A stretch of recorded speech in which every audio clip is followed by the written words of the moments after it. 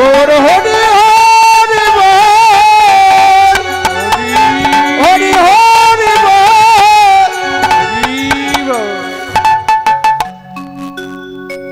হরি বল।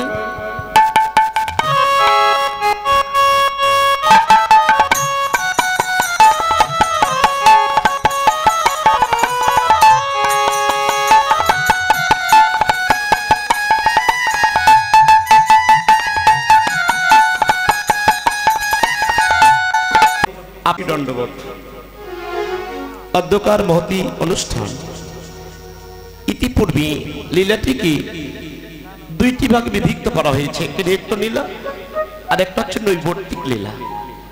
তো আজকে যে লীলাগুলি আমরা স্মরণ করছি তা হচ্ছে নৃত্য লীলা, আর নৈবর্তিক লীলাগুলি ভগবানের জীবনে একবার হয়েছে, আর নৃত্য লীলাগুলি ভগবানের জীবনে বারবার হয়েছে।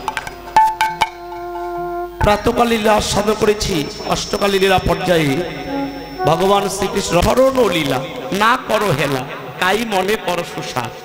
যে কথা শুনলে জীবের আনন্দ, যে কথা শুনলে জীবের একমাত্র মুক্তির পথ, যে কথা শুনলে জীবের পারমান্তিক বস্তু কি লাভ করা যায়, সেই বস্তুগুলি না আস্বাদন করলে ভক্তের কিন্তু ক্ষুধা মেটে না।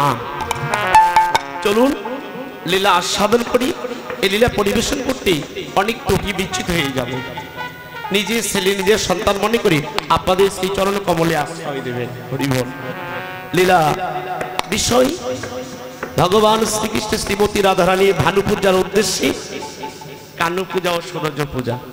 তবে চলুন আগে লীলা আস্বাদন করি। সর্বপ্রথম তদোচিত গৌর চন্দ্রিকা, তারপরে আমরা বৃন্দাবন আস্বাদন করব। এই জয় নিতাই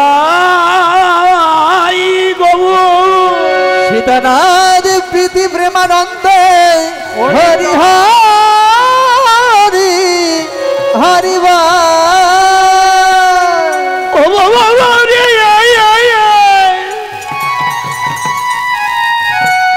হরি হেমসা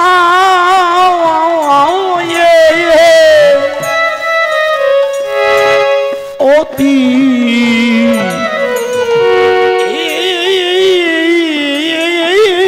গোরা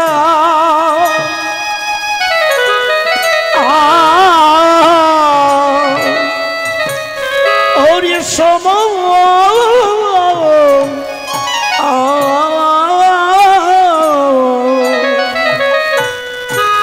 মধুর হাস্য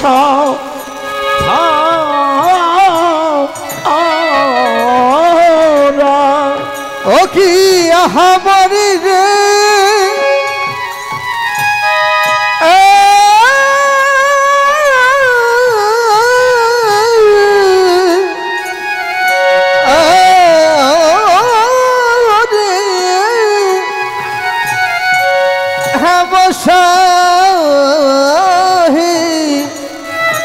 অতি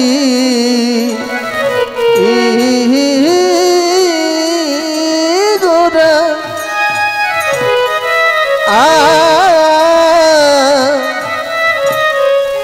সুমধুরা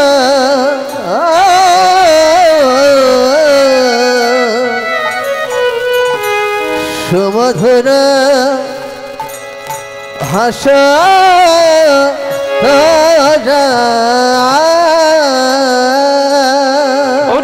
জগদি জনা জগদি জনার নয়নে নন্দরে যেন আনন্দ হয় রে, যেন আনন্দ হয় রে। গৌর মূরতি দর্শন করলে ভবের আনন্দ হয় রে, আর গৌর মূরতি দর্শন করে যেন আনন্দ হয় রে। বলে সেই তো এসেছে ও যেন সেই তো এসেছে, ওই যে পথে পাবন গৌর হরি। বলি সেই তো এসেছে পথে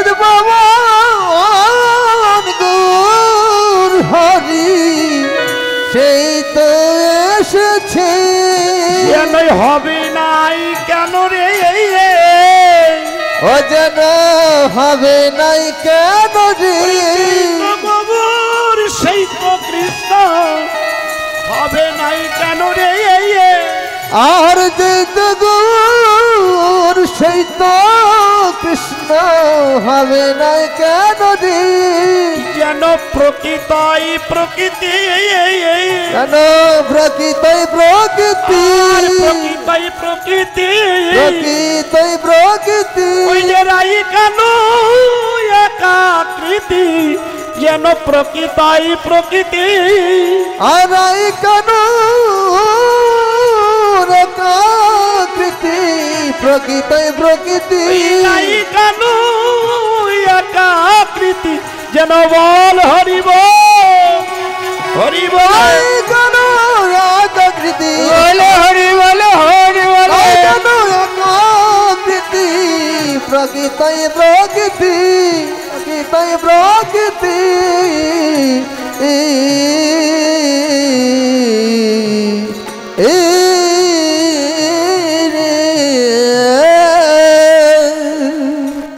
ঈশ্বর পরম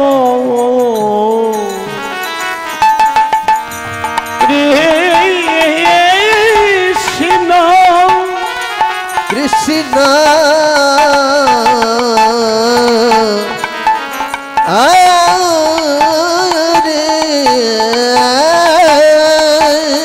সচ্চিদানন্দ বিগ্রহ, বিগ্রহ আদির অনাদি গোবিন্দ, গোবিন্দ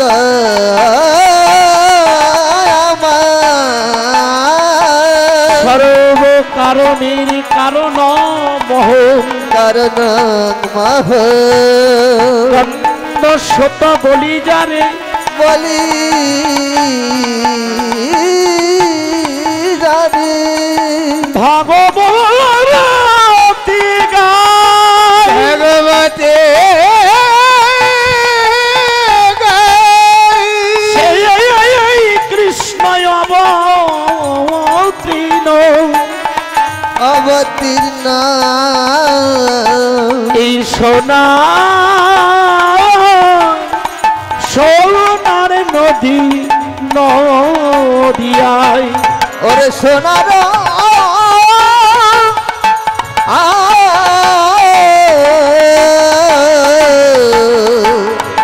সোনার সোনার সোনার নদিয়া, জয় হোক শ্রীধাম নবদ্বীপ শ্রীবাজঙ্গন, জয় হোক আসনভূমি যুগমায় অংশভূত মাতৃমণ্ডলী যারা আছেন সকলে জয় হোক, জয় হোক। আমার ডান পার্শ্বে অনেক শ্রদ্ধেয় দাদারা আছেন, অনেক দূর থেকে কষ্ট করে এসে বসে আছেন, জয় হোক। আজকে এই আশেপাশে এলাকার যত দিনহীন ভক্তদের সকলের জয় হোক, জয় হোক সাধুগুরু বৈষ্ণব মণ্ডলী, জয় হোক। আজকে কুমটি মহোদয়জি অক্লান্তি পরিশ্রমের ফলে যে যজ্ঞের অনুষ্ঠান করেছেন, তবে আপনারা আপনাদের চরণে আমার নিমিত মিনতি, আপনারা যেখানে বসে কীর্তন শ্রবণ করছেন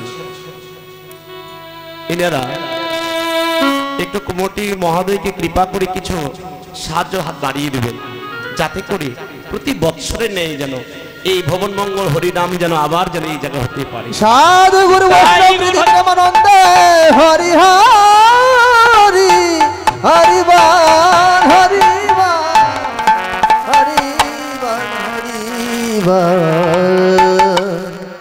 চৈতন্য চরিতামৃত কবিরাজ গোস্বামী মধ্য পরিচ্ছিতি প্রমাণ করলেন, পৃথিবীতে যত আছে নগর আদি গ্রাম সর্বত্র প্রচার হোক মোর হরিনাম।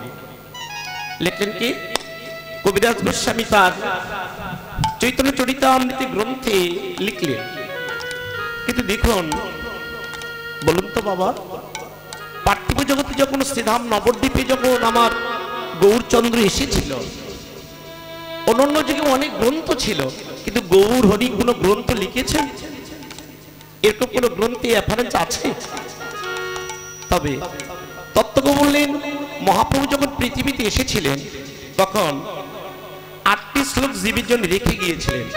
প্রথম শ্লোকটি লিখলেন, অনার্পিত চরিঞ্চিরা করুণায় অবতীর্ণ কল সমপহি মনুত উজ্জ্বল রসা ভক্তি শ্রিয়ম হরি পুরকুতুতি কদম বিস্মৃত কন্ধরে শ্রী সচিব নন্দন।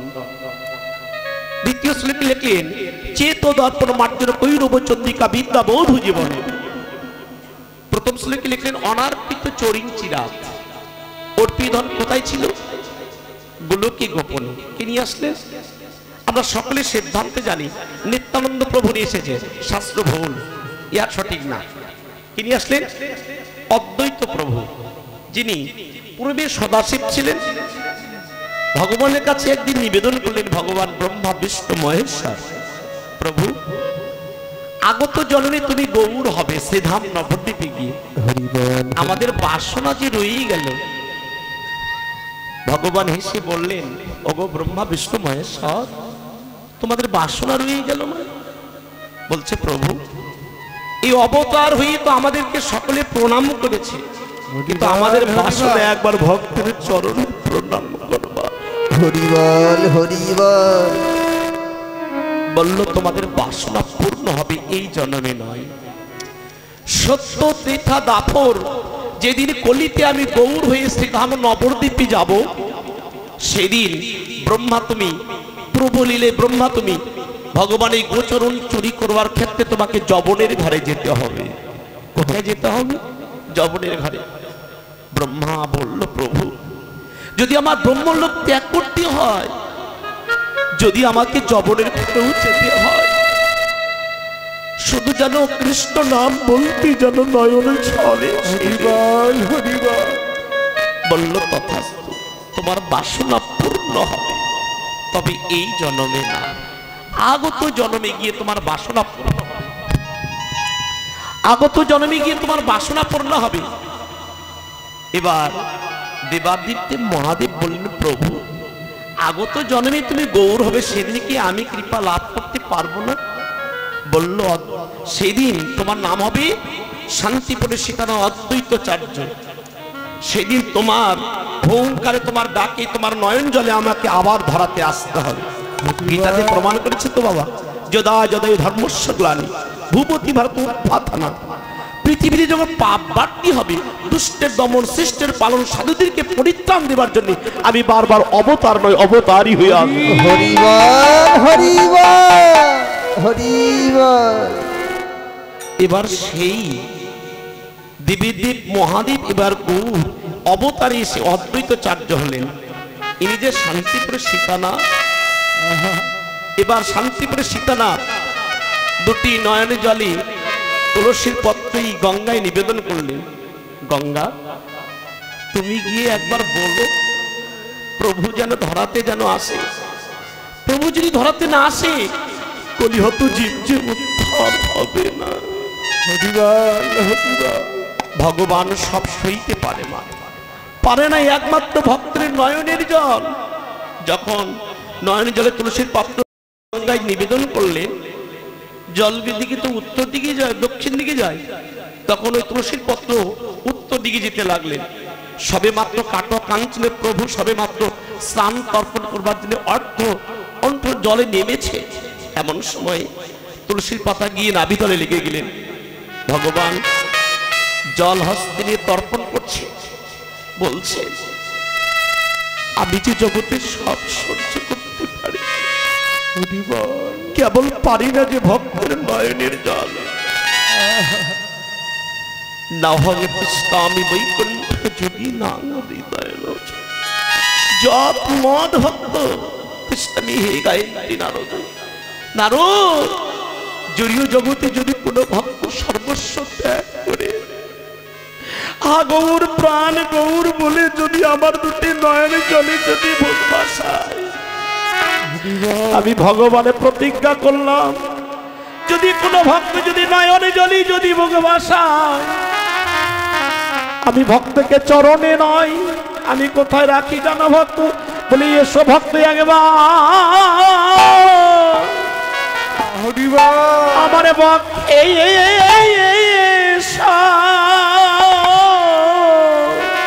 একবার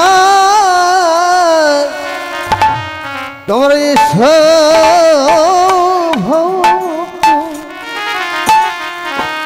একবার বক্ষে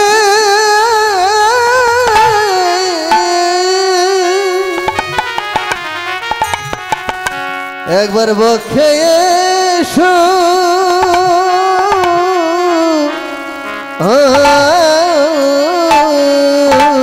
বলি একবার হরিবার হরিবার বলে একবার এসো ভক্ত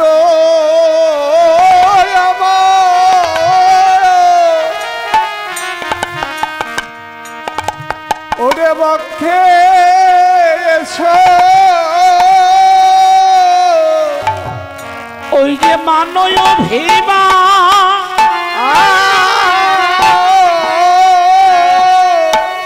মানভীমা অভিমান ভুলে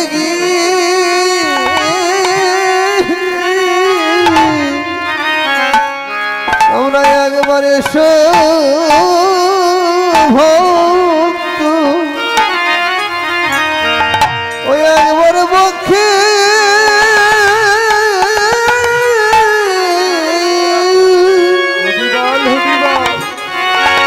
একবার বক্ষে এসো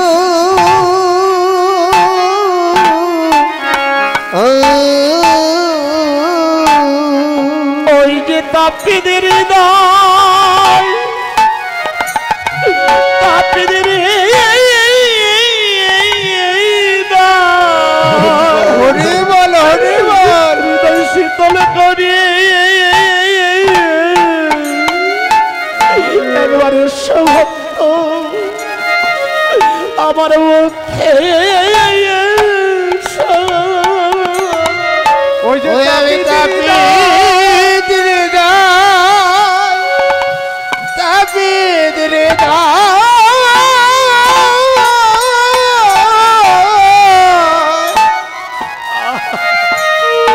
হৃদয় শীতল করি বলে ভাবিত আমার বাক্যে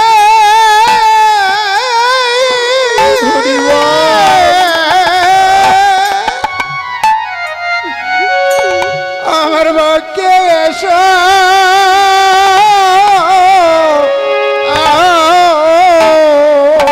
ওই যে মানয় ভীমা ওই যে মানয় ভীমা হরিবল হরিবল সবে ভুলে গিয়ে একবারে সভক্ত আমার পক্ষে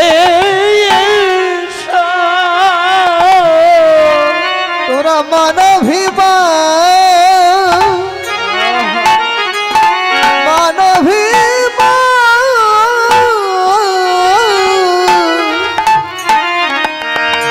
অভিমান ভুলে গিয়ে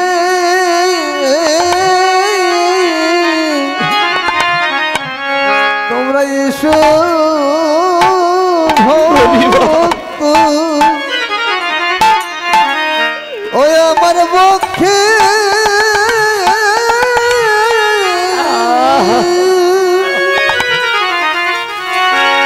ওই আমার বক্ষে এসো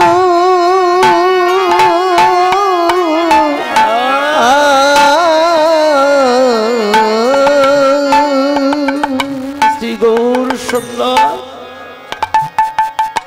কাটোয়া কাঞ্চনে সবে মাত্র স্নান অর্পণ করবার জন্য নেমেছে। অদ্বৈত তুমি কাঁদছো? জগতে তোমার যদি অহংকার না হতো আমি পৃথিবীতে আসতাম না। তুমি কাঁদছো অদ্বৈত? অদ্বৈত তুমি কেঁদো না, আমি সবে মাত্র আসছি। শান্তিপুরে যিনি সীতানাথ বাবা, তিনি তো বর্ণিত। কিন্তু বাবা, শাস্ত্র বললে কান্নায় জীবের ভজন। যদিও জগতে ধন ঐশ্বর্য দিয়ে ভগবানকে লাভ কোনোদিন কেউ করতে পারে নাই, একমাত্র দুটি নয়ন জল ছেড়ে দিয়ে একবার সব জগতে ভগবান সহিতে পারে মা। নয়নের জল যে সহিতে পারে না, এবার বিষ্ণুকে বলল, বিষ্ণু তুমিও যাবে, কলিতে তোমার নামে যারা যজ্ঞ করবে তারাই একমাত্র কলিতে পূর্ণ হবে। রাধে রাধে রাধে রাধে। হরি বল হরি বল। এখনো বাবা শ্রীধাম নবদ্বীপে এখনো 60 ফুট শ্রী গৌরাঙ্গ শুধু হাত উত্তোলন করে এখনো আছে, এখনো তার প্রমাণ আছে বাবা। তাহলে দেখুন, লক্ষ্য করুন, যদিও জগতে মা, এই যদিও জগতে স্ত্রী পুত্র পরিবার পরিজনের জন্য কত ভেবেছেন, কিন্তু কতদিন এমন থাকবে? বেশি দিন এমন থাকে না। যেদিন ঐশ্বর্য নয়, যেদিন মাধুর্যের শরণাগতি হয়, সেই দিন তো সব কিছু এক এক করে ভুলে যায়। জি হরিবল হরিবল। শ্রীধাম নবদ্বীপ বিহারী শ্রী গৌরাঙ্গ সুন্দর সুরধনী অর্থাৎ গঙ্গার কুলে বিহার রথ। এমতো সময়ে বৈষ্ণবাচার্য লীলার এক পন্থে দাঁড়িয়ে পদ লিখলেন, হেম সহি অতি গোড়া। হেম শব্দের অর্থ, যারা দর্শন পড়েছেন, যারা দর্শন নিয়ে লেখাপড়া করেছেন, যারা বাংলার সাহিত্যিক অভিধান দেখেছেন, ধর্মীয় অভিধান দেখেছেন, দেখবেন একটু লক্ষ্য করি। হেম শব্দের অর্থ, হেম শব্দ অর্থ সোনা। তবে গৌরকে কেন সোনার সঙ্গে তুলনা করলে?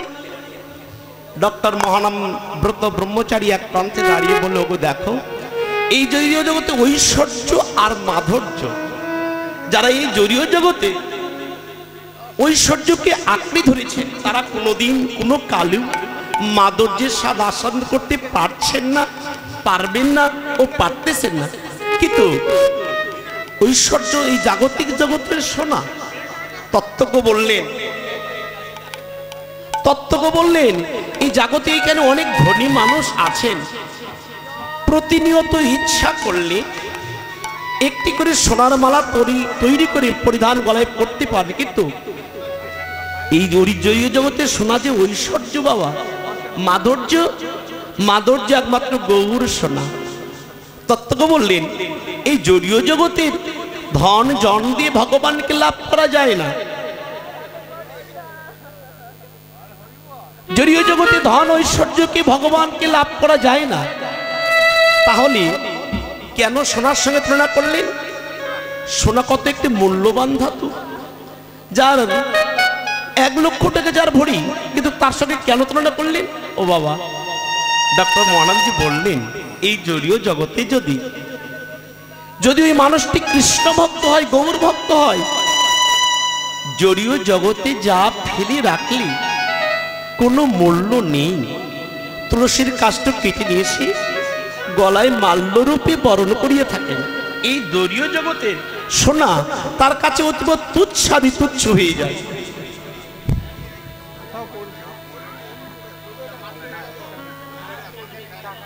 মহিলার মানি ভাই, তাহলে এই জড়ীয় জগতে একটু ধীরে স্থির হতে হবে বাবা, না হলে কিন্তু ভগবত কথা কিন্তু ভালো লাগবে না। তাহলে তত্ত্বজ্ঞ বললেন, এই জড়ীয় জগতে ডক্টর মহানন্দজি বললেন, ঐশ্বর্য আর মাধুর্য, এই জাগতিক জগতের সোনা যেমন তাপ দিলে গলে যায়, ওগো এই জাগতিক জগতের সোনা যদি তরলে কোনো আগুনে যদি একবারে নিক্ষেপ করা যায়, ওই সোনা জন্মের মতো গলে না। ভজন দৃষ্টা বললেন, যাতে জাগতিক জগতের সোনা কেন গলে না? তত্ত্বজ্ঞ বললেন, জাগতিক জগতের সোনাকে গলতে গেলে যেমন সোহাগার স্পর্শ পেলে সোনা গলি যায়, তত্ত্বজ্ঞ বললেন, তার কি আবার গৌর সোনা গলে না? হ্যাঁ গো, গৌর সোনাও গলে যায়। তাহলে কিভাবে? যেন গলে যায়, গলে যায় যেন গলে যায় গলে যায় সোনা গলে যায় গলি যায় সোনা গলে যায় গলে যায় ওই যে ভগিনী সোহাগা ভগতের পেলে সোনা গলে যায় গলি যায় ওই না ভক্তির সুহাগা ওই না ভক্ত ফেলি যেন সোনা গলে যায় গলে যায় ওই যদি অনুরাগে তাপ দিলে সোনা গলে যায় গলে যায় ওই নাই অনুরাগী ওই সিদ্ধ দিলে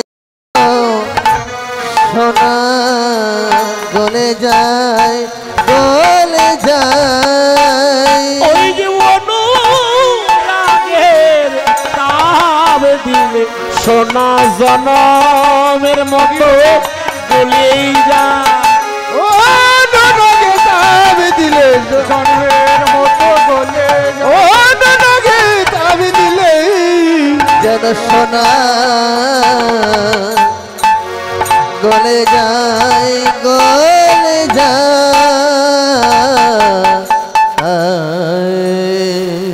যদি তাই তাহলে সোনা কেমন করে গলে যায় দাদা কিবোর্ডের হাইটা একটু বাড়ান তো জড়ীয় জগতে যেমন এই জাগতিক জগতের সোনা যেমন সোহাগার পরশ পেলে সোনা যেমন করে গলে যায় তত্ত্বজ্ঞ বললেন তাহলে আমার গৌর সোনাও যদি গলে ভক্তিশাস্ত্র বললেন ওগো এই জাগতিক জগতে গৌর সোনাও গলে যদি কোনো অনুরাগের ভক্তের যদি অনুরাগের যদি আগুন দিয়ে কেউ একবার জাল দিতে পারে হরিবল বলে তো বাবা তার তো প্রমাণ অনেকে ভাগবতে প্রমাণ করেছেন অনেক তাহলে হেম সই অতি গোড়া সুমধুর হাস্যথরা গোড়ার জগৎ চরা নয়নে আনন্দ কেন গৌর আনন্দ করছেন হে কলিহত কামান্দজীব তোমরা তো কামনা বাসনায় জর্জরিত এই জাগতিক জগতের কামনা বাসনা দিয়ে আমাকে কেউ পায় না তাহলে আমাকে পেতে গেলে একমাত্র দুইটি পথ কি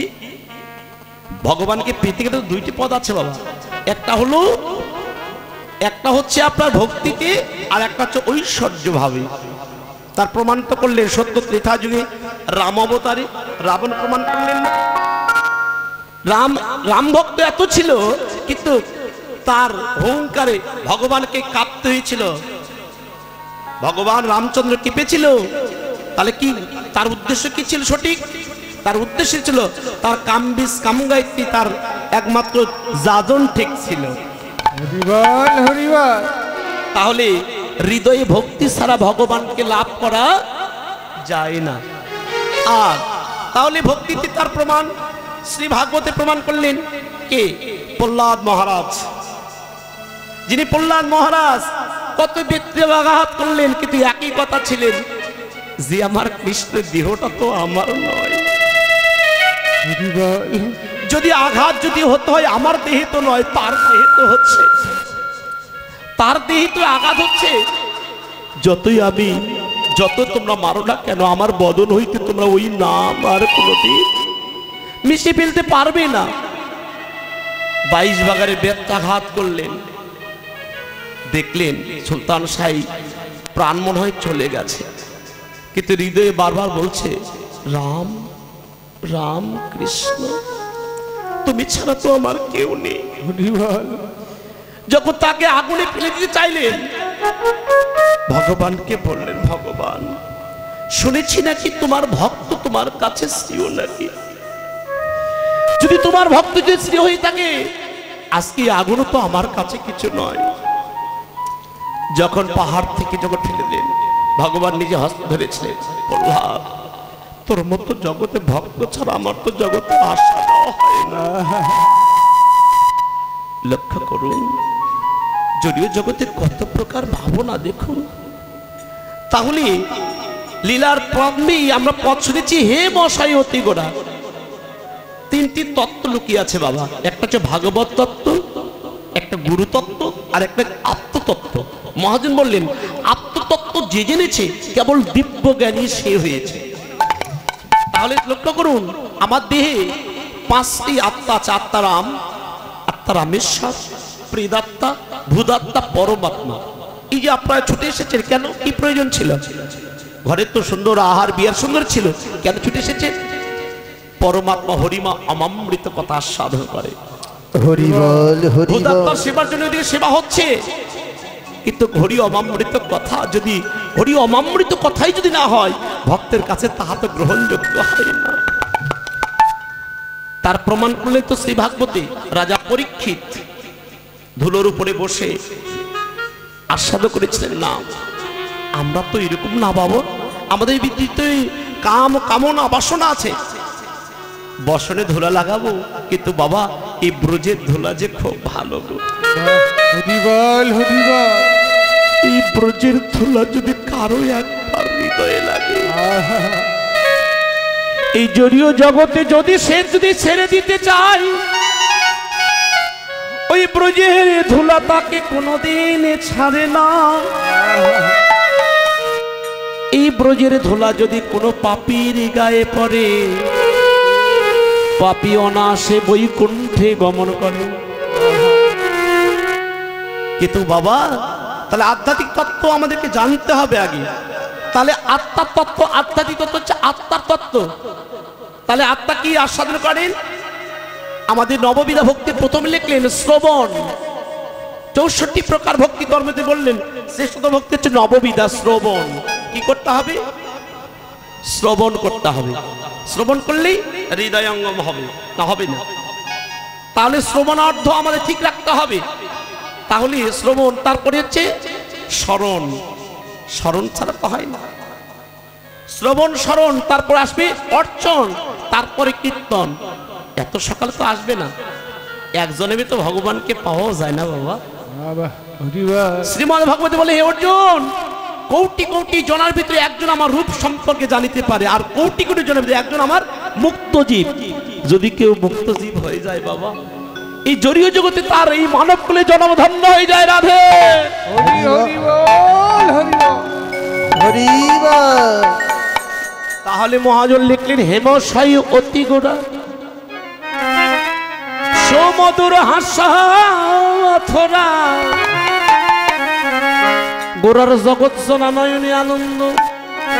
আস্বাদে বললেন, ওরে প্রীতি মৌরতি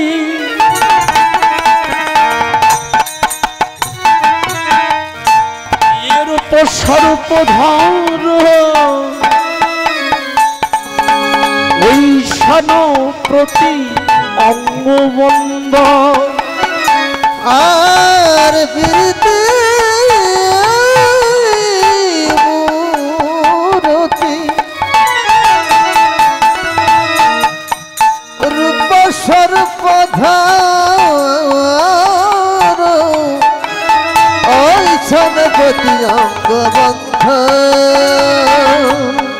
যেন ধরেছে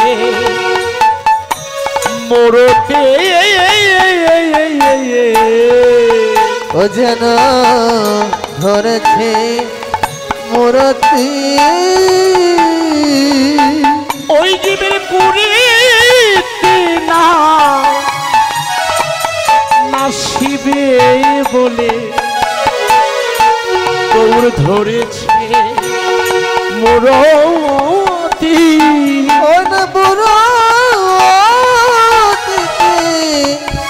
নাসাবে বলে কেন ধরেছে মূরতি। ও জীবের কুড়িটি না শিবে বলে যেন সুরধ্বনি গঙ্গার কুলে। ওই যে বিনাশ করিবে বলে যেন ধরেছে মূরতি। বিনাশ করিবে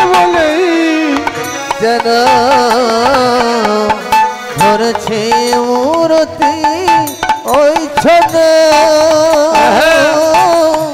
পতি অঙ্গ বন্ধুরি ওই ছনে অতি অঙ্গ বন্ধ। রাধে ভগবান কি মূরতি ধরেছেন সুরধনী গঙ্গার কুলে? প্রীতি মূরতি। পহিষী রহিষী তহিষী প্রীতি নাকি বাবা? ভুল বলছি না তো? প্রীতি মূরতি। তাহলে প্রীতি মূরতি কি রূপ স্বরূপ ধর? ওই ক্ষণ প্রতি অঙ্গবন্ধ। তাহলে প্রীতি কেমন করে ভগবান প্রীতির মূর্তিকা ধরলেন? চৈতন্য চরিতামৃত বললেন, রাধা কৃষ্ণ এক আত্মা দুই দেহ ধরি অন্যান্য বিলাসী রস আস্বাদন করিবার লাগি দুইয়ে এক হয়ে নদী হব চৈতন্য গোসাই। হরিবল হরিবল। দুই প্রেম সাধিতে যাব শ্রীধাম নবদ্বীপে, অন্তরে থাকবে তুমি বাহিরে রব আমি, নাম প্রচারিতে যাব শ্রীধাম নবদ্বীপে। হরিবল হরিবল। তাহলে এই যে মায়েরা প্রীতি মূরতি, প্রীতি শব্দের অর্থ আমরা সকলেই জানি, জানি না বাবা? এখনকার যুবক যুবতীরা সকলে জানে প্রীতি শব্দের অর্থ ভালো বাসা। বাসা। আমরা তো এই জাগতিক জগতে একটা ছেলে একটা মেয়েকে ভালোবাসে কেন? অঙ্গের ভোগ বিলাসের জন্য। যতদিন অঙ্গ ভোগ বিলাস থাকবে ততদিন তার ভালোবাসা থাকবে, আর যেদিন অঙ্গের ভোগ বিলাস থাকবে না সেদিন ভালোবাসা থাকবে না। এই ভালোবাসাই কি প্রকৃত ভালোবাসা? তাহলে এই জাগতিক জগতের ভালোবাসায় পাওয়ার ভাবনা আছে, কিন্তু ভগবানকে ভালোবাসা কি অহৈতুকী ভালোবাসা? এই ভালোবাসায় কোনোদিন কাম কামনা নেই কি বাবা? চৈতন্য চরিতামৃত বললেন, আত্ম ইন্দ্র প্রীতি বাঞ্ছা তারে বলি কাম। কৃষ্ণ ইন্দ্র প্রীতি বাঞ্ছা তারে ধরে প্রেম নাম। প্রেম কি শুধু এমনি এমনি হয় বাবা? যার সঙ্গে করে দেখলাম না, যার সঙ্গে কথা বললাম না, মত বিনিময় হলো, তার সঙ্গে কি প্রেম হতে পারে? হতে পারে না। তাহলে প্রেম করতে গেলে আগে প্রেমের ভাবুক হতে হবে। কে? আমাদের শাস্ত্রে প্রমাণ করে জয়দেব পদ্মাবতী আছে না গ্রন্থ, জয়দেব পদ্মাবতীর লিখা গ্রন্থ। তারপরে চণ্ডীদাস রজকিনী কিভাবে প্রেম করেছিলেন? ওদের প্রেম আর আমাদের প্রেম কি এক প্রেম বাবা? ওদের প্রেম আর আমাদের প্রেম এক না। ওদের প্রেম ছিল শুদ্ধ প্রেম, আর আমাদের প্রেম ছিল শুদ্ধ নয়। তাহলে প্রেমকে শুদ্ধ উজ্জ্বল নির্মল ভাস্কর, এই প্রেমকে যদি শুদ্ধ করতে চান, আগে শাস্ত্রকার বললেন, বিশ্বব্রহ্মাণ্ডের কোন ভাগ্যবান যে গুরু কৃষ্ণ প্রসাদে যদি পায় ভক্তিলতা বীজ, এই বীজ মালি হয়ে করো আরোপণ, নিত নিত বারে সে বীজের শ্রবণ কীর্তন। প্রেম শুধু এমনি আসে না, শুধু না দেখলে তো প্রেম হয় না। কিন্তু তত্ত্বকমল চণ্ডীদাস বলেন, তাহলে প্রেম করতে গেলে আগে কি করতে হবে? ওরে নয়নে নয়নে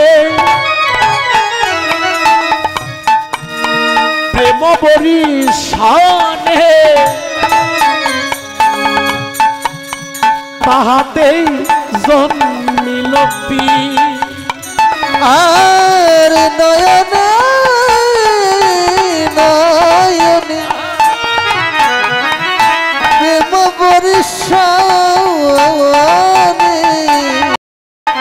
তাহাতে জন্মিল ওরে বদনে বদনে প্রেম আলাপনে, আর বদনে বদনে আর প্রেম আলাপনে, ওরে বদনে বদনে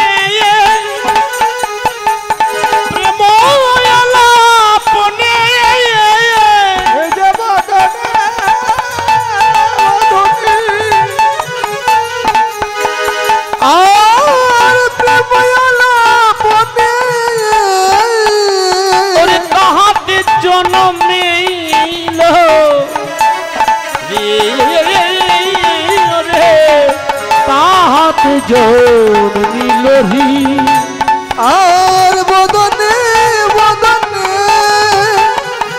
আর প্রেময়ালা মনে আর বদনে বদনে সে ভাই আর প্রেময়ালা মনে আর তাহাতে জন্মিল কি রে তাহাতে জন্মিল কি আবার হিয়ায়ে হিয়ায়ে আত্মনিবেদনে তাহাতে জন্মিল কি আর হিয়ায়ে হিয়ায়ে আত্মনিবেদনে তাহাতে জন্মিল হি। জগৎ এই তো হলো মধুর প্রীতি জগতে জগতে তো হলো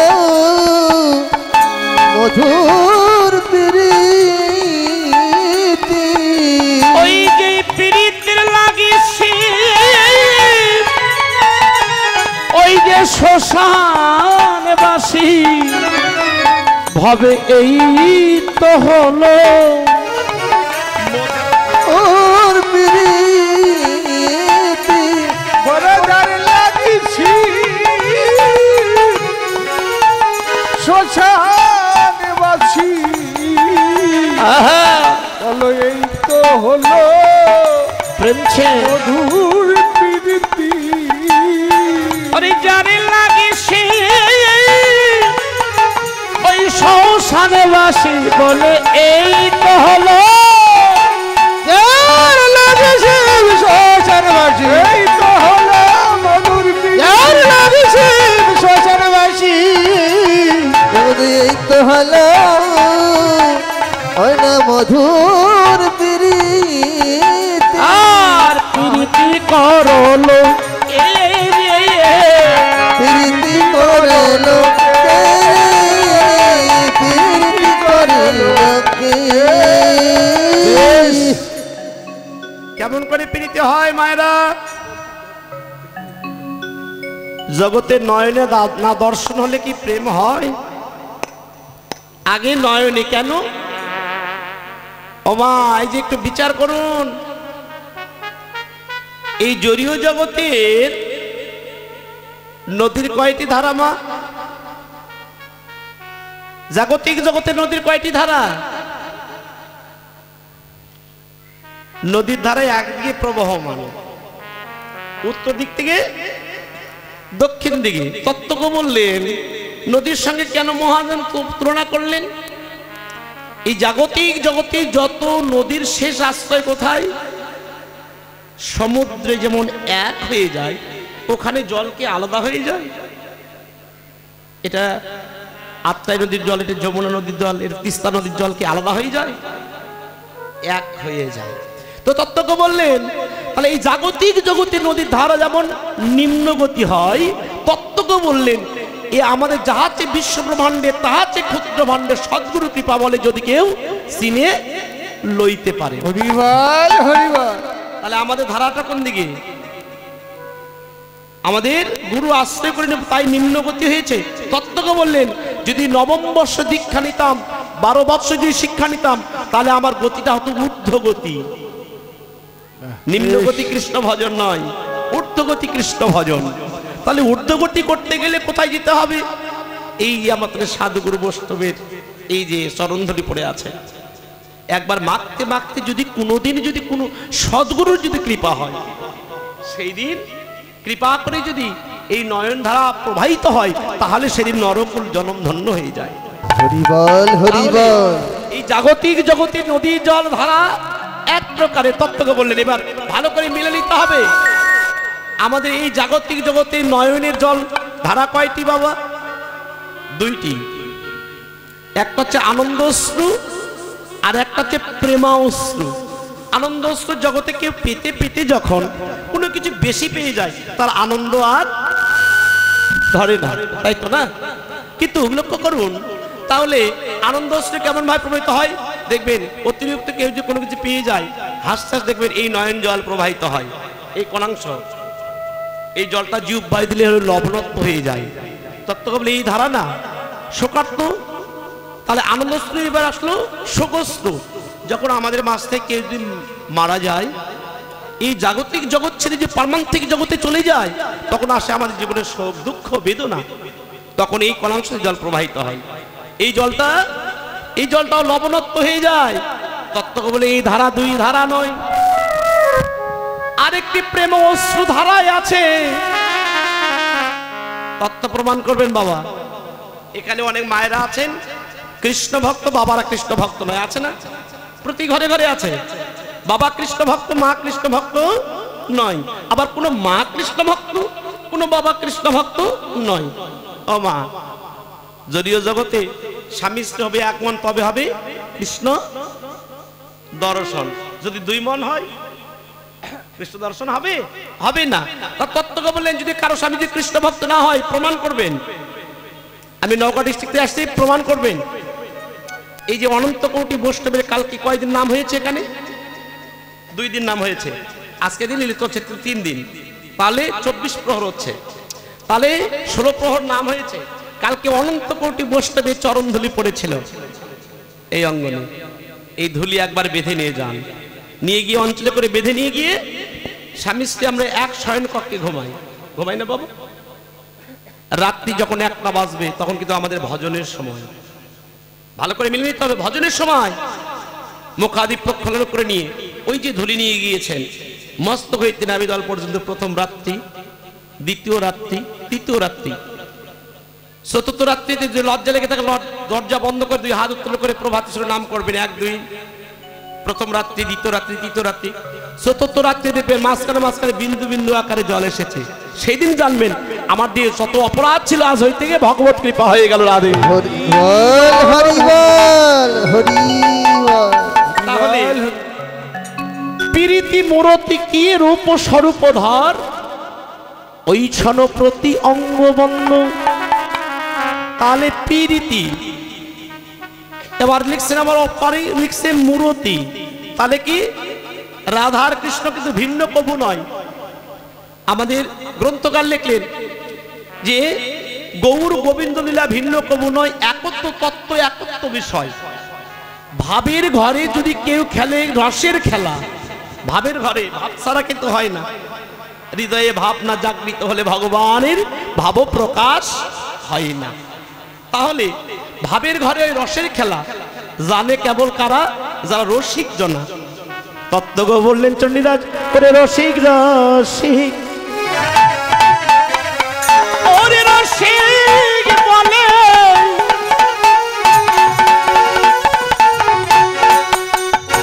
ওই যে রসিক প্রভু নয় রে,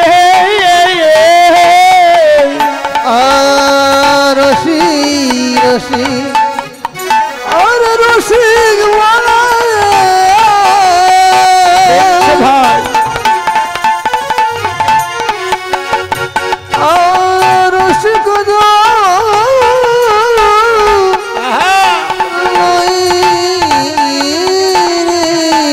ওই যে রসিক রসিক,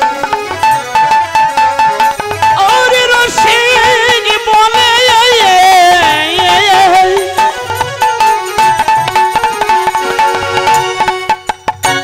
ওই যে রসিক খবর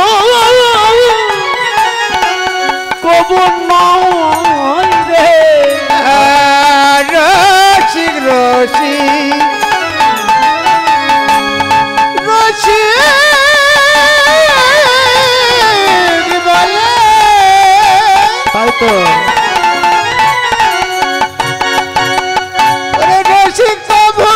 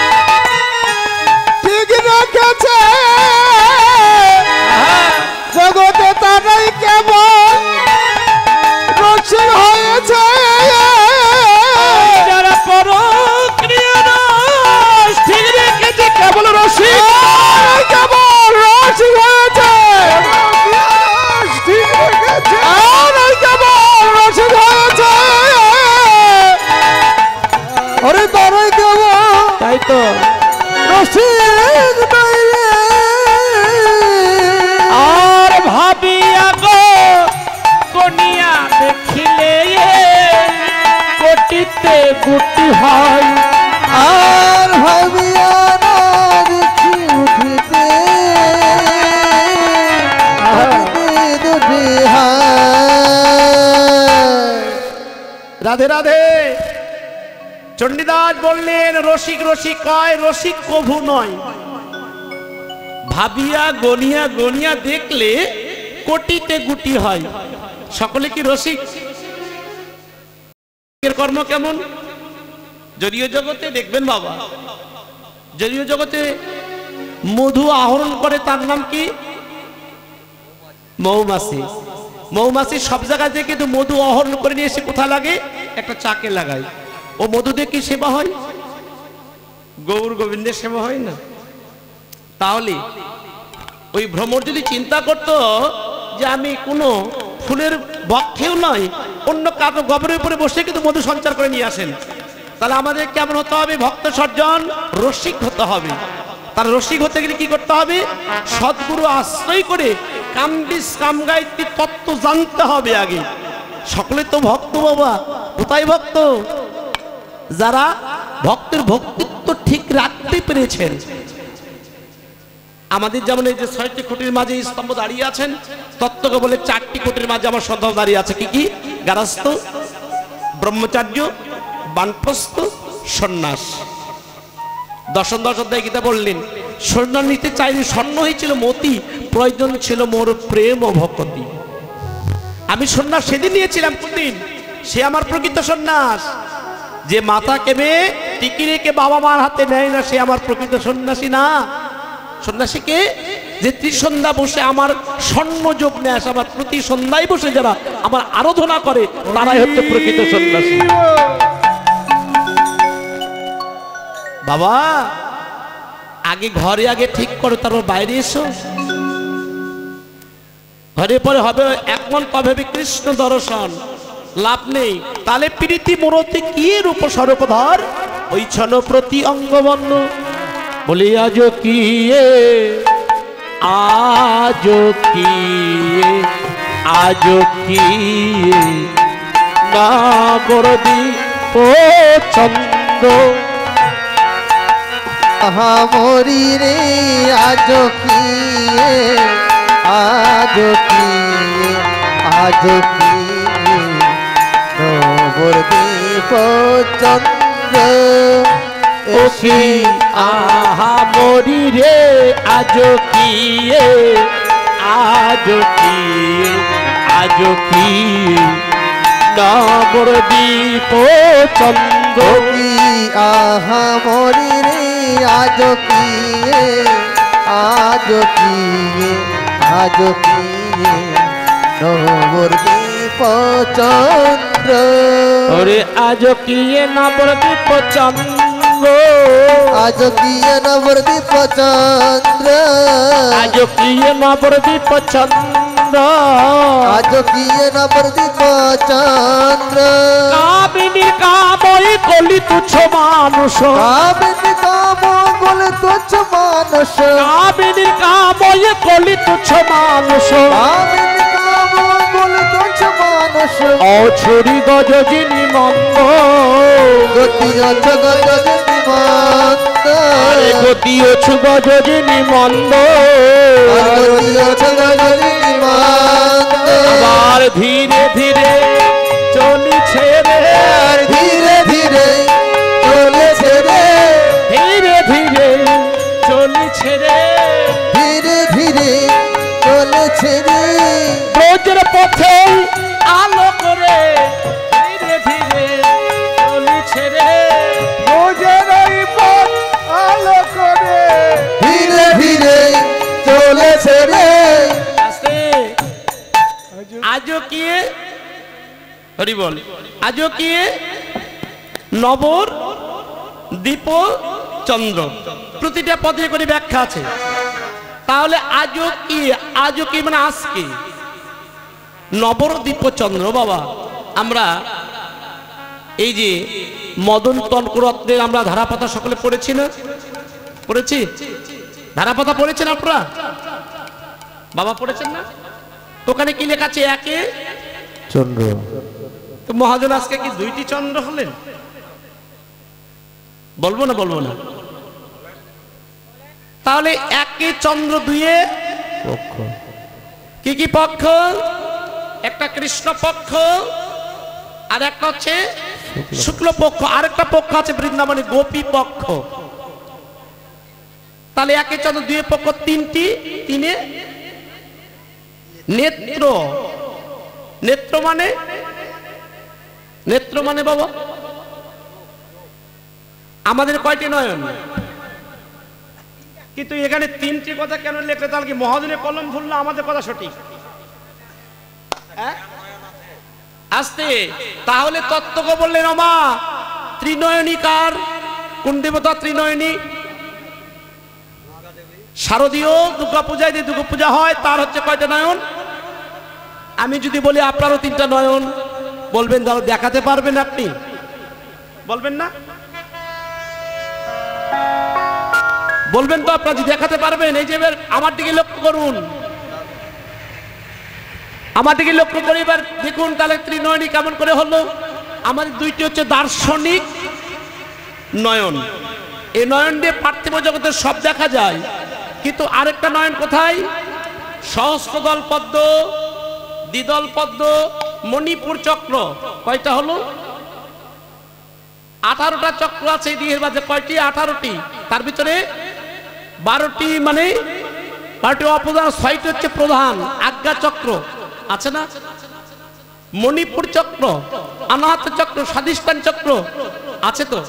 এই চক্রগুলি কেমন করে আছে এবার বিচার করুন, একটু ভালো করে বুঝতে হবে আগে এই চক্রগুলি কেমন ভাবে আছে। ওমা আমাদের হিন্দুদের কয়টি তিথি বলেন? ও কীর্তনে সে বাবা মার গল্প শুনে লাভ নেই, তত্ত্ব জানতে হবে আগে। ওমা বিচার করুন আমাদের বৈষ্ণবের কয়টি উপবাস বলেন? বৈষ্ণবদের কয়টি উপবাস কেউ জানেন না দাদারা? 26টি উপবাস।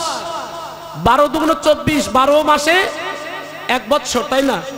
তাহলে 1 মাসে 2টা করে একাদশী হয়, হয় না? হয়, ভুল বলছি না তো? তাহলে 12 দুগুণ 24, আর 2টা কি কি রয়ে গেল? একটা জন্মাষ্টমী, একটা হচ্ছে রাধা অষ্টমী। মহাজন লিখলে পাগলার 14 পাগলির 8, এই নিয়ে কাল কাট যদি না পারিস তাহলে ভবাগার খালে ডুবে মরিস। হরি বল, হরি বল। তত্ত্বটি ভালো করে বুঝতে হবে আগে। পাগলার 14, কোন পাগলার 14? ফাল্গুন মাসে আসতেছে, এইবারে মনে হয় 24 তারিখ পড়েছে। কার পূজা? সকলে শিব উপবাস করেন তো, ব্রত করেন তো? ও মায়েরা ব্রত করেন তো? কে কে শিবরাত্রি পালন করে হাত উত্তোলন করুন। কে কে শিবরাত্রি পালন করে হাত উত্তোলন করুন। বাহ, ঠিক আছে। মায়েদের কাছে জানা বিষয়, বাবাদের কাছে না। ও মায়েরা শিব পূজা কেন করেন আপনারা? বাহ, সুন্দর। মাসিমা ঠিক কথা বলেছে, সুন্দর স্বামী পাওয়ার জন্য। কে কে সুন্দর স্বামী পেয়েছেন হাত উত্তোলন করুন। সবাই সবাই। সুন্দর স্বামী কে কে পেয়েছেন হাত উত্তোলন করুন।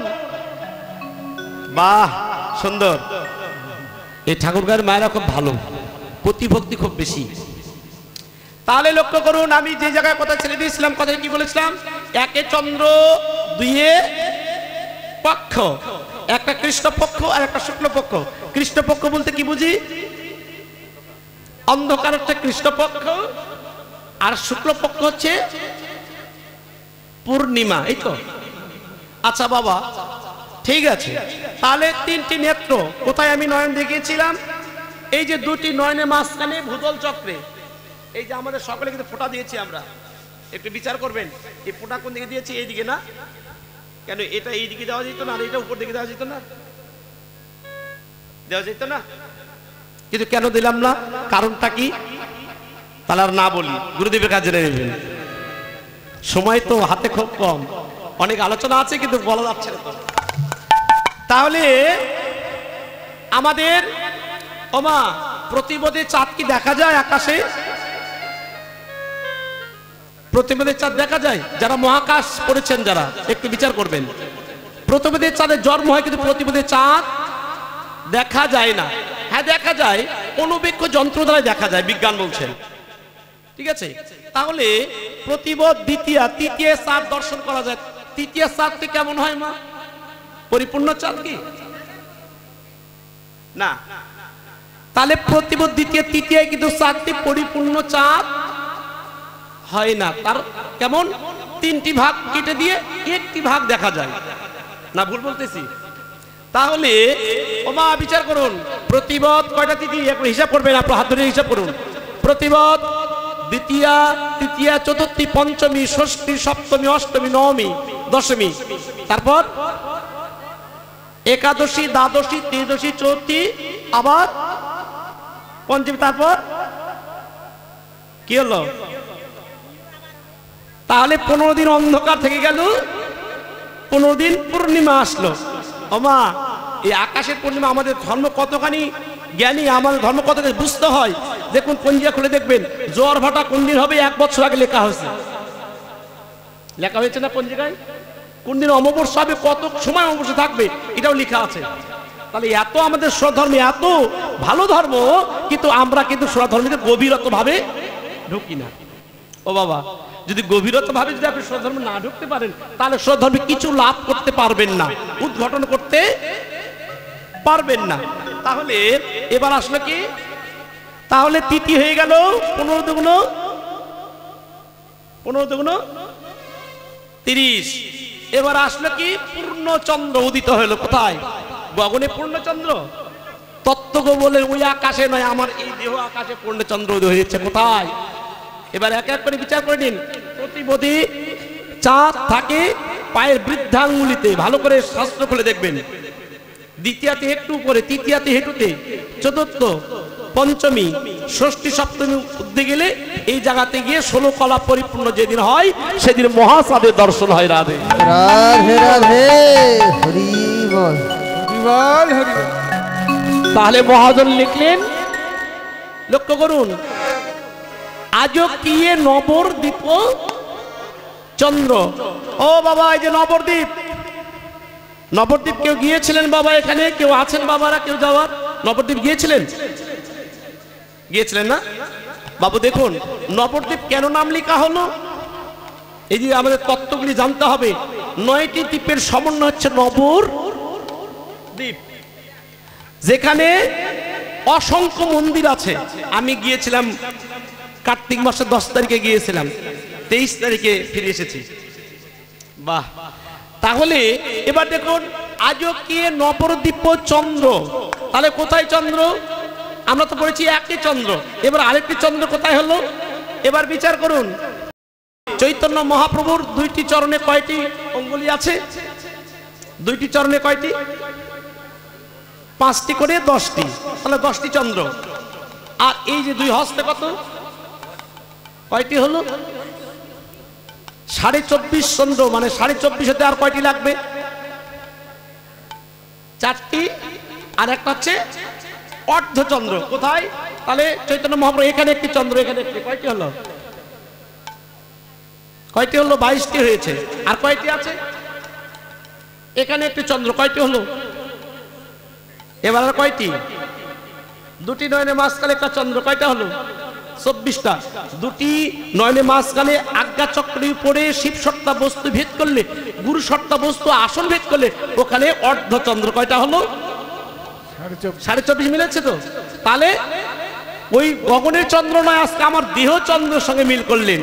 তাহলে আজকিয়ে নবদ্বীপ চন্দ্র, কামিনীর কাম, কাম আর কামিনী। তাহলে আমরা কাম শব্দ অর্থ পুরুষ, মানে ব্যাকরণের দিক দিয়ে যে আমরা বিচার করি, তাহলে এক ও একাধিক, এক হলে পুরুষলিঙ্গ, একাধিক হলে স্ত্রীলিঙ্গ ব্যবহার করা হয় নাকি? ব্যাকরণে কি বলছে তাই বলছে না? তাহলে এখানে বলে কামিনীর কাম। তাহলে কোথায় থেকে কামের উৎপত্তি? যেখানে প্রেম সেখানেই তো কাম। প্রেম ছাড়া কাম আসবে? দেহে বিকার তারা কৃষ্ণ ভজন হবে কি বাবা হবে? দেহের বিকার থাকতে হবে, কৃষ্ণ ভজন তখনই হবে। দেহের বিকার নেই, কৃষ্ণ ভজন হবে না। তাহলে কামিনীর কাম কলি তো তুচ্ছ মানুষ। আমরা এখানে যে যত বাবা আছে কলি কলি হতো জীবের, আমরা কাম কামনারে ব্যস্ত কি বাবা, যত আমরা সাধুগিরি করি কিন্তু আমরা সব ঘরে আবার ঠিক আছি, ঠিক আছে না দাদু? লক্ষ্য করুন প্রমাণ, এখানে যে যত সাধক বাবারে একটু আসছে একটু হরিবাস একটু সাদা একটু ধরে দেয় দিস, বাবা এবার সংসারের পরিস্থিতি ভালো না, সব জায়গায় দেওয়ার টাকা থাকে কিন্তু গোবিন্দর সেবায় টাকা দেওয়ার মন থাকে না। ভগবান বলেছে তোমাকে আমি ধন দিয়ে আমাকে পরিপূর্ণ করে রাখবো, কিন্তু তোমার কৃষ্ণ ভক্তি তোমাকে দেব না। আর যাকে কৃষ্ণ ভক্তি দেব তাকে ধন আমি দেব না। ও বাবা, ধন জন থাকলে বেশি কি হয় জানেন? তিনটি বস্তু লাভ হয়, কি? আদি দৈবিক, আদি ভৌতিক, আধ্যাত্মিক, এই ত্রিতাপ জ্বালা। যারা এখানে বেশি ধনী মানুষ আছেন তাদের মনে হয় রাত্রিকার ঘুম হয় কিনা দেখেন একটু হিসাব করে। কিন্তু কারা ধনী? যারা কৃষ্ণ নামের ধনের ধনী, তারা হচ্ছে প্রকৃত ধনী।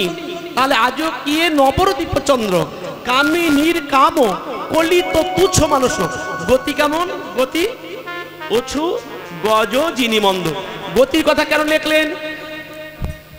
গতির কথা কেন লিখলেন মহাজন? তাহলে গতিটি কেমন হয়? ও বাবা, মোটর সাইকেল দেখতেছি এখানে অনেক বড় গ্যারেজ দেখতেছি। আমার কীর্তন জীবনে এইবারে দেখলাম এই প্যান্ডেলে এত গ্যারেজ, এত মোটর সাইকেল রাখে। দাদা যারা মোটর সাইকেলে এসেছেন তারা একটু বিচার করবেন, মোটর সাইকেলে কোন জায়গায় মাইল মিটার দেখা যায়, কোন জায়গায় গতি দেখা যায়? কোথায় দেখা যায় গতি? মিটারে। হ্যাঁ, তাহলে মিটারে দেখা যায় গতি। তাহলে মোটর সাইকেলে যে মিটারে গতি দেখা যায়, আমার এই দেহ মাঝে গতিটা কোথায়? মোটর সাইকেলটা আমার একটু দেহ, তাহলে এই গতিটা কোথায়? এই যে চলছে বাবা, দিয়ে আছে ৭২,০০০ নারী। কত নারী? ৭২,০০০ নারী। তার মধ্যে শ্রেষ্ঠ নারী হচ্ছে তিনজন, ইরা, পিঙ্গলা, সুশর্মা। গঙ্গা, গঙ্গা, যমুনা, সরস্বতী। তাহলে এখানে তিনটি নারী একত্রিত হলেন। এই যে আপনার নারী না, আমার দেহে ৭২,০০০ নারী আছে। আগে ভজন করতে চাইলে এই নারীগুলাকে আগে ভজন করো। আগে নারী হয়ে নারী ঘরে যাও, আগে নারী সাজতে হবে। নারী সাজতে গেলে যেমন কানে, মায়েরা কানে দিয়েছেন, নাকের পড়েছেন, হাতে কঙ্কন পড়েছেন, তাই না? তাহলে নারী হতে গেলে কি করতে হবে? তাহলে কৃষ্ণ ভজন করতে গেলে আগে নারী ভাব হতে হবে। কে প্রমাণ করলেন? ঠাকুর নরোত্তম মহাশয় প্রমাণ করলেন। ঠাকুর নরোত্তম মহাশয়কে গুরুদেব বলেছিল, কে? লোকনাথ ব্রহ্মচারী গোস্বামী বলেছিলেন, নরোত্তম যদি তুমি কৃষ্ণ ভক্তি লাভ করতে চাও আগে নারী সাজো। মনে করবে রাধাকৃষ্ণ এক শয্যায় সংযুক্ত আছেন, যখনই বেরিয়ে আসবে কুঞ্জ থেকে তোমার হস্তে দুগ্ধ পান করবে। আপনারা তো অনেকে নরোত্তম ঠাকুরের খেতে হইতে গিয়েছিলেন। আমরা বাংলাদেশের মানুষ কত ধন্য আজকে যে নরোত্তম ঠাকুর মহাশয় এই বাংলাদেশে জন্ম করেছিলেন। আপনি নবদ্বীপে যান, বৃন্দাবনে যান, আগে যত বস্তু এই ক্ষেত্রে দর্শন করে না গিয়েছেন তত বস্তু আপনার জীবন সার্থক নয়। রাধে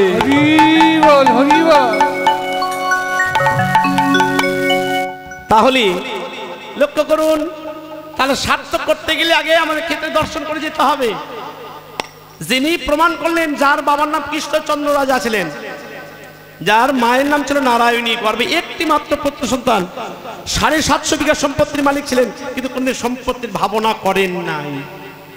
নরোত্তম জানতেন যে সম্পত্তি লাভ করে, যে সম্পত্তি কোনোদিন ভগবান লাভ করা যায় না, এই সম্পত্তির আমার প্রয়োজন নেই। কি লাভ করতে করেছিলেন? একমাত্র কৃষ্ণ ভক্তি লাভ করেছিলেন। বাংলাদেশে সব জায়গায় ঘুরতে লাগলেন, কোথাও গুরুদেব পছন্দ হলেন না। লোকনাথ গোস্বামী আশ্রমে যখন গেলেন, লোকনাথ গোস্বামীকে যে চরণে পড়ে বলে, প্রভু আমি একটু আশ্রয় নিতে চাই। বলেছিল গুরুদেব যে নরোত্তম, তোর নাম তো নরোত্তম না নরু, বাংলাদেশে ক্ষেতডিবিতে তোর বাসা ছিল, তুই একটি মাত্র পুত্র সন্তান কৃষ্ণচন্দ্র রাজা, তুই আসবি আমি জানতাম। দেখেছেন কতখানি গুরু, তাকে কোনোদিন দেখিনি কিন্তু বলে ফেললো হচ্ছে তুই আসবি। বললো আমি একটু আশ্রয় নিতে চাই। বললো আমি তো শুদ্ধকে মন্ত্র দিই না। সঙ্গে সঙ্গে নরোত্তম জড়িয়ে ধরলেন চরণটি, প্রভু জড়ীয় জগতে কি আমি এত অপরাধী, তোমার চরণে আমার আশ্রয় হলো না? তোমার চরণে কি আমার আশ্রয় হলো না? শুনেছি নাকি কাঁদলে তুমি নাকি সব সইতে পারো না। প্রভু, তোমার চরণে আমার এই মিনতি, এই জন্মে নয় প্রভু, তোমার চরণ ছাড়াই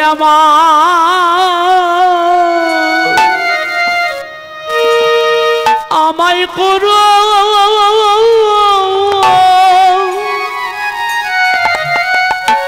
ও যে করো না হে প্রভু,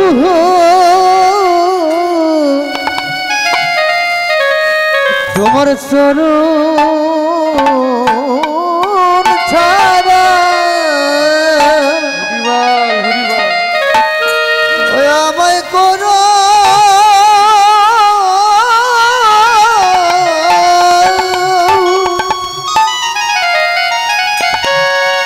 আমায় করো নাহি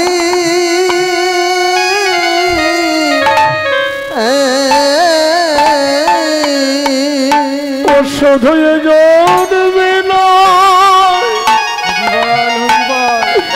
এই জন্মে নয়, ওই যে জন্মে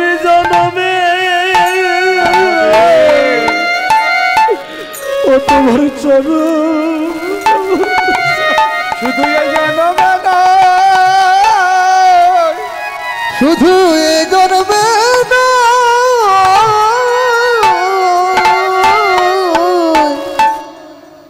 জন্মে জন্মে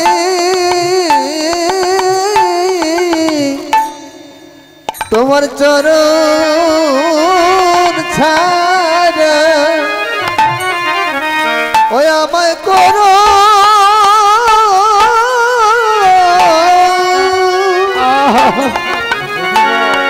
আমায় করো না হে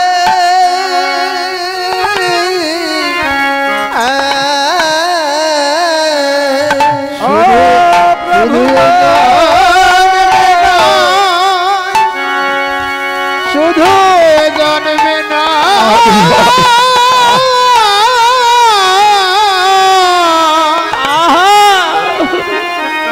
প্রতি জন্মে জন্মে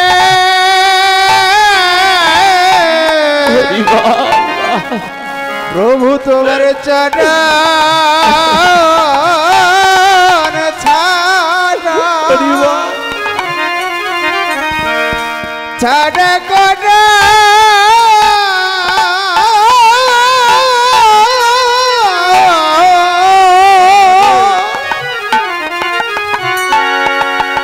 আমায় করো না হে প্রভু গো, প্রভু গো, ও শুধু জন্মে নয় শুধু জন্মে হরি বল হরি বল,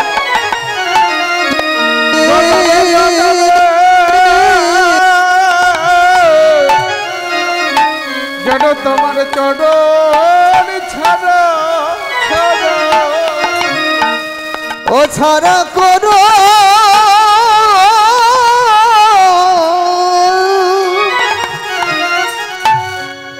ছাড়া করো নাহি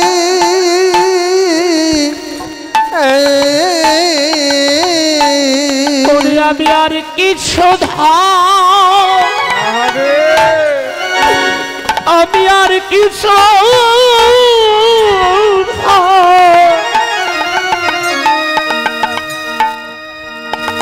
আমি চাই না প্রভু শুধু চরণ তোমার চরণ ছাড়া ছাড়া কোনো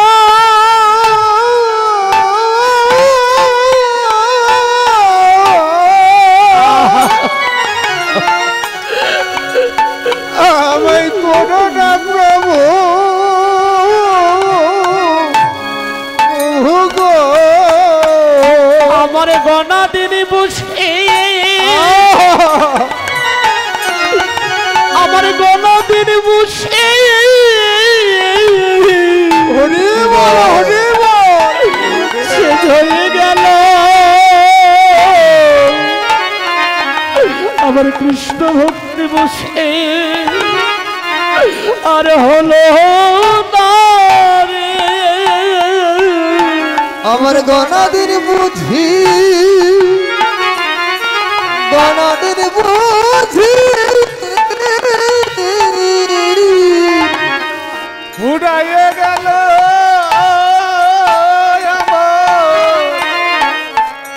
যেটাই আমার কৃষ্ণ ভজন বুঝি হরিব ওরে হলো না রে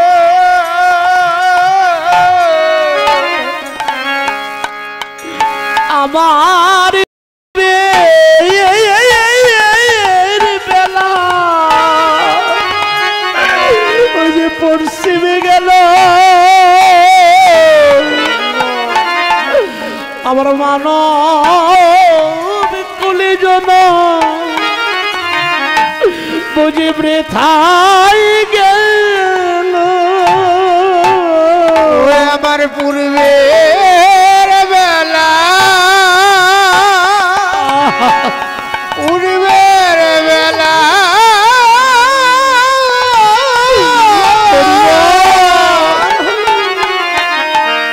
বেলা পশ্চিমে গেল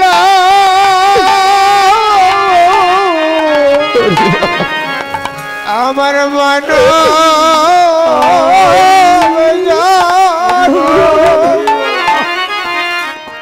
জনম বৃথা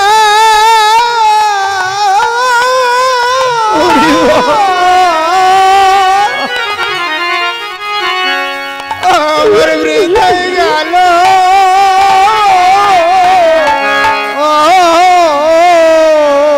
আমার কৃষ্ণ ভজন হরি বল হরি বল কৃষ্ণ ভসে আমি লাগলাম না রে আমার দেহ গোবিন্দ সেবা বুঝি লাগিল না রে আমার গণাদিন বুঝি ও গণাদিন বুঝি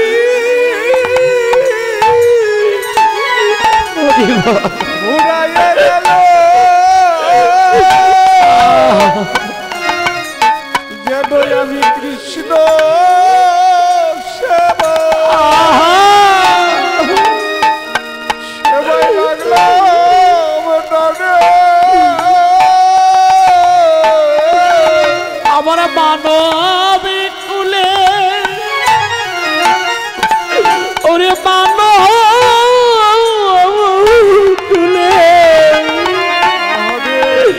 জনপ্রেথাই গেল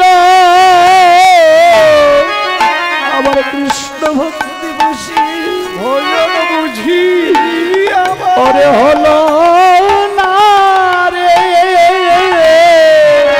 মাধবপুর যাব মাধবপুর যাব হরি বল হরি বল ওই আমার বৃথায় গেল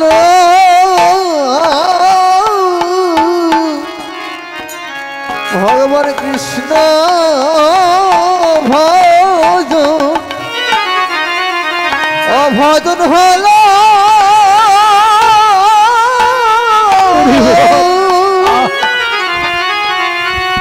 ওই আমার হলো নারী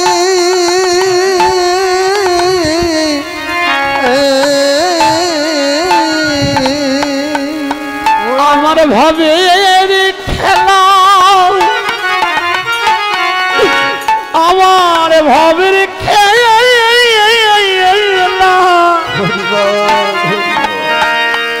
আমার শেষ হইল আমার তৃষ্ণা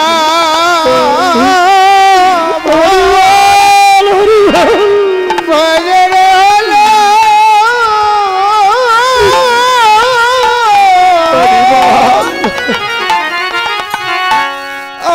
হলো নারী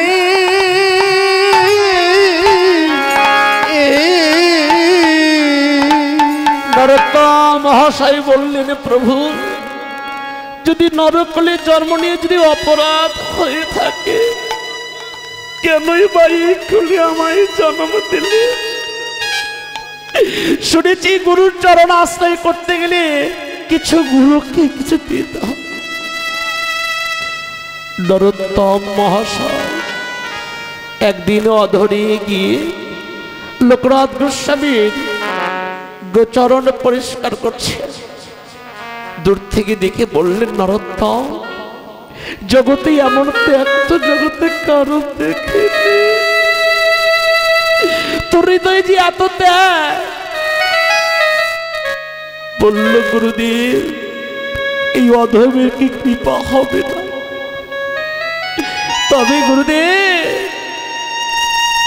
শুনেছি নাকি দাস হলে সবকিছু হয়ে যায়।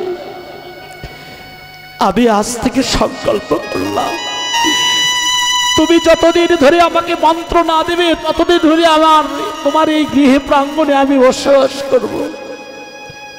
নরোত্তম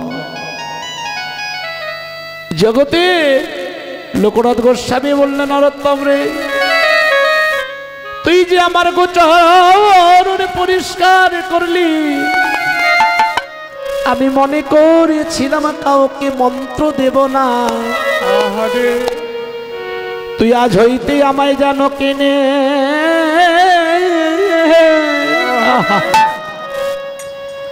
আমায় কিনে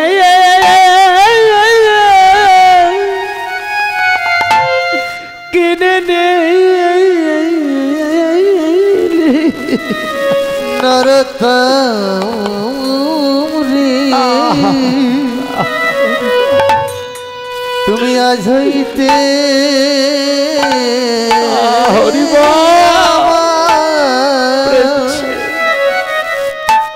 আমায় কেড়ে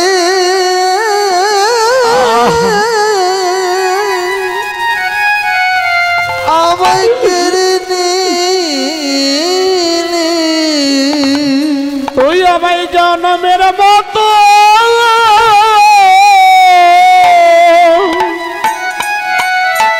আমায় কিনে নিলে।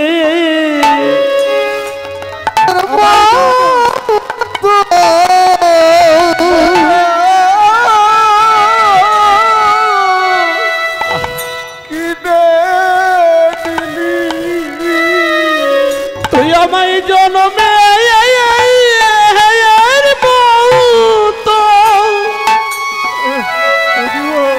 আমায় জনমের মতো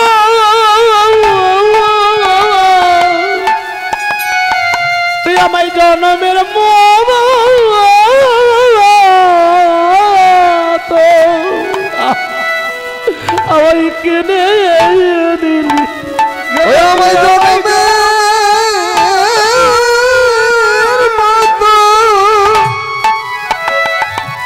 জনমের মতো, ও তুই জনমের মতো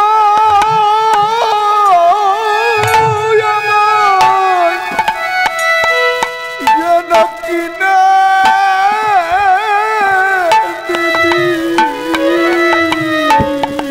আমায় জনমের মতো জনমের মতো, আমায় জনমের মতো আমায় কেড়ে নিলি। নরোত্তম জগতে কাউকে মনে হয়নি কাউকে মন্ত্র দেব, কি তুই যে আমাকে জন্মের মতো সর্বস্ব দিয়ে দিলি। ও বাবা, কারো প্রতি যদি নিষ্ঠা থাকে অবশ্যই তার কৃপা করুণা হতে হবে। নরোত্তম ঠাকুরকে মন্ত্র দিয়ে বললেন, নরোত্তম শর্ত একটি, 12 বৎসর তুই একযুগ হয়ে গেল, তোকে ঘরে ফিরে যেতে হবে। কিন্তু বাবা ঘরে ফিরে গিয়ে পুরোদের বিয়ে শাদী করবি না, রাধা গোবিন্দ মন্দির স্থাপিত করবি, তবে নারীর সেজেই কৃষ্ণ ভজন করবি। এই যে ভজনের ধারা বাবা, এই জড়ীয় জগতে ভজনের ধারা, গোপী ভাব না ধারণ করলে সে ভজন করা যায় না।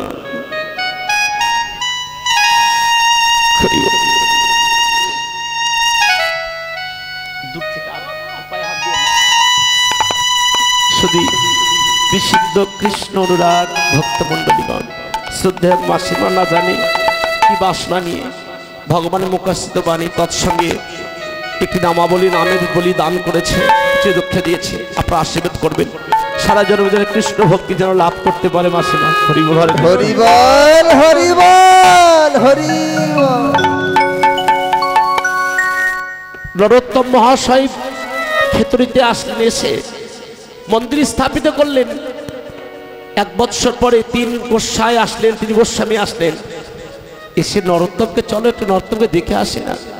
আপনারা সকলেই যান, বসন্তপুর থেকে হেঁটে যেতে হয়, মেন রোড থেকে বসন্তপুর থেকে হেঁটে যেতে হয়। হ্যালো, 3 গোসাই যখন প্রিয় ভক্তবৃন্দ, আপনারা যারা প্রসাদ গ্রহণ করবেন তাদের দৃষ্টি এখন বলতেছে আপনারা প্রসাদ গ্রহণ করতে পারেন। ধন্যবাদ। হরে কৃষ্ণ। হরে কৃষ্ণ।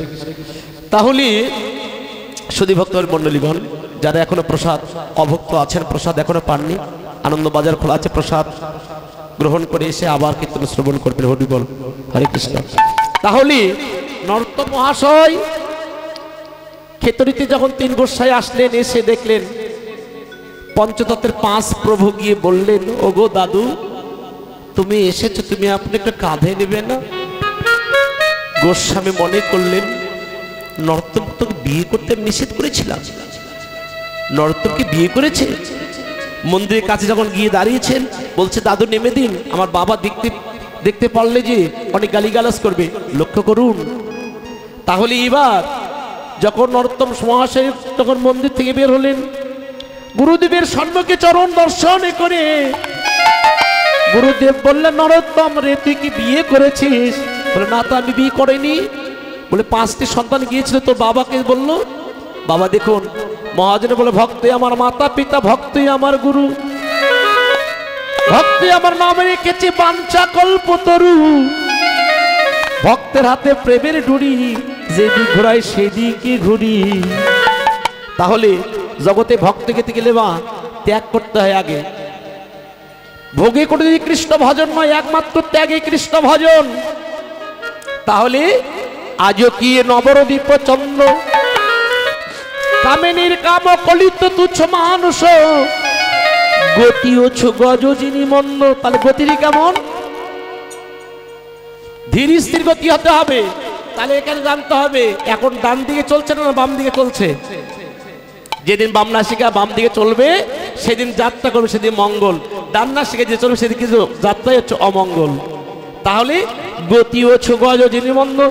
এবার কামিনীর কাম কলিত মানুষ, কামিনীর কাম গলিত মানুষ, অছড়ি গজ যিনি মন্দ।